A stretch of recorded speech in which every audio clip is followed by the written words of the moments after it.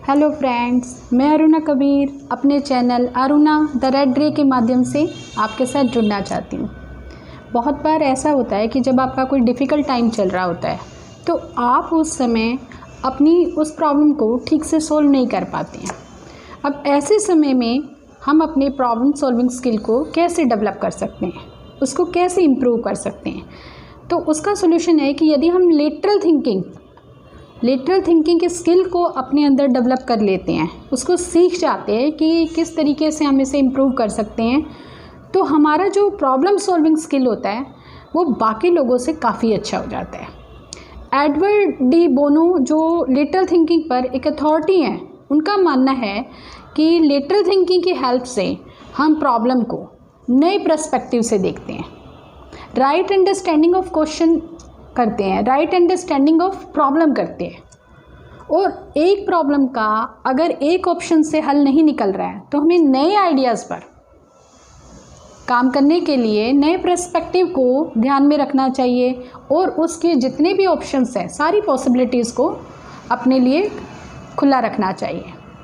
Lateral thinking की help से हम अपने प्रॉब्लम सॉल्विंग स्किल को बढ़ा सकते हैं। उसमें हमारे पास अगर हमें ये लगता है कि एक ऑप्शन है जिसको हम काम करके प्रॉब्लम को सोल्व कर सकते हैं, लेकिन वहाँ से उसका सॉल्यूशन नहीं निकल रहा है, तो आपको अपने आप को नए आइडियाज़ के लिए, नई पॉसिबिलिटीज़ के लिए खुला रखना पड़ता है, नई जगह बनानी पड़ती है, नए ऑप्शन के लिए उनको पे सोचना पड़ता है आपको।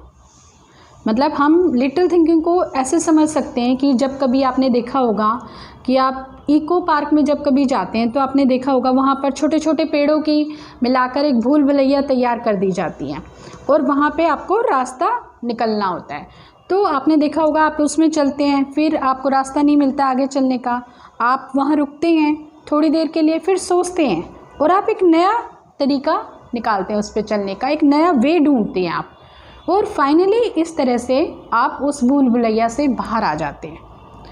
तो लेटरल थिंकिंग की हेल्प से हमें ये पता चलता है कि अगर हमारे पास प्रॉब्लम को सही तरीके से अलग अलग एंगल से समझने के ऑप्शन है हमारे पास नया तरीका है हमारे पास उन्हें समझने का, विलिंगनेस टू लर्न है हमारे पास कि हाँ, हम इस नए आइडियाज़ पर, नए क्रिएटिव और इनोवेटिव आइडियाज़ पर काम करके इस प्रॉब्लम का सॉल्यूशन निकाल सकते हैं।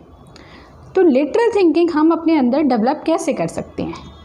जो फर्स्ट पॉइंट होता है इसका वो है अवेयरनेस।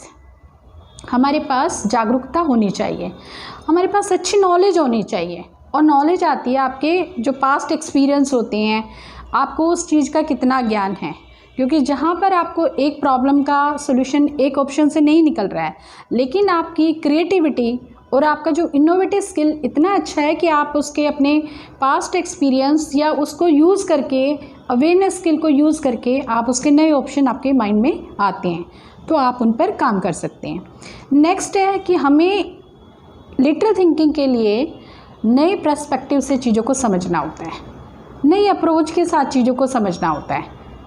उससे होता क्या है कि हमारे पास एक एसोसिएशन ऑफ आइडियाज़ बनती हैं, और लिटिल थिंकिंग जो है एक्चुअल में एक सिस्टमेटिक अप्रोच है, वो आपको नए और क्रिएटिव वे से सोचना सिखाती है, उस पर काम करना सिखाती है, और आपके तैयार करती है कि आपको नई पॉसिबिलिटीज़ के लिए, जितनी भी पॉसिबिलिटीज़ आपके प्रॉब्लम सॉल्व करने के लिए हैं, सारी संभावनाओं के लिए आपको अपने दिमाग में जगह खुली रखनी है, ताकि आप अपने क्रिएटिव स्किल को बढ़ा सको और उसे यूज़ कर सको।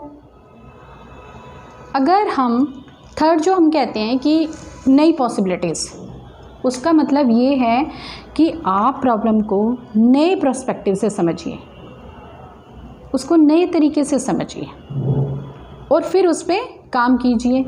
अगर हम ये कहें कि मैनेजमेंट और साइंटिफिक फील्ड में, तो लेटरल थिंकिंग बहुत हेल्प करती है। जैसे मैं कहूँ कि थॉमस एडिसन, चार्ल्स डार्विन, ये सब लेटरल थिंकिंग के मास्टर हैं। एल्बर्ट आइंस्टाइन, जिन्होंने प्रॉब्लम को नए नए एंगल से समझा और उसके सॉल्यूशन निकाले आपके पास। तो ये हमारी साइंटिफिक अप्रोच को भी डेवलप करती है, आपके लिए नए ऑप्शन पैदा करती है।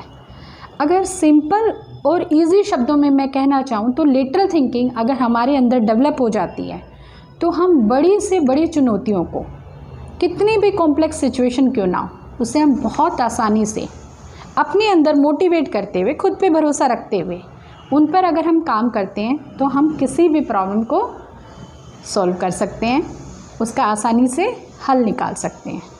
Thank you. मेरे चैनल को लाइक कीजिए, सब्सक्राइब कीजिए। धन्यवाद।